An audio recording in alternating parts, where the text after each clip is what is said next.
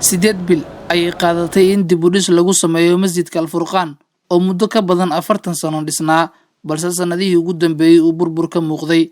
ganacsato culimaa u diin iyo qaybaha bulshada ayaa ka qayb qaatay dib u dhiska masjidka Al-Furqaan oo dhismihiisa lagu kordhiyay ilaa 3 biyaano. $550,000 oo dollar ayaa ku baxday qarash ahaan sida ay diiwaan geliyeen mas'uuliyiinta gacanta ku haya masjidkan, waxaana looga mahadceliyay qof walba oo kaalin ka geystay.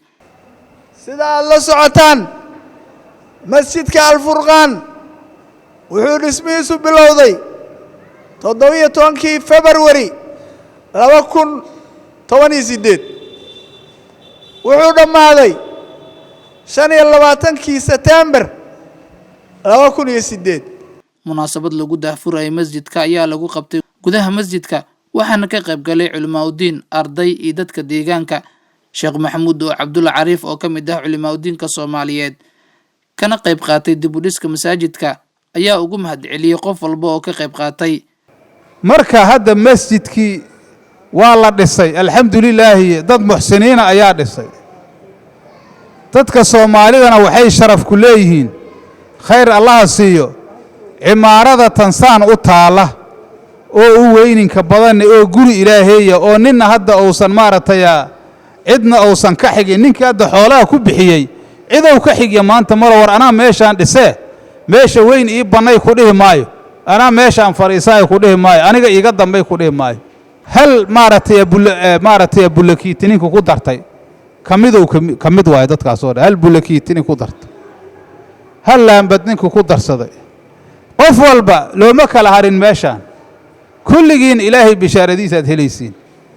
waxaan rabnaa marka maanta laga bilaabo waxa weeye masjidkii Furqaan oo magaca qurxanay waa noo furan yahay. Sheekh Abuukar Xasan Maalin oo isaguna ka mid ah culimaa u diinka Soomaaliyeed kana qayb galay munaasabada lagu daahfuray masjidkan ayaa ugu baaqay dadka deegaanka in masjidkan ay ka faa'iideystaan.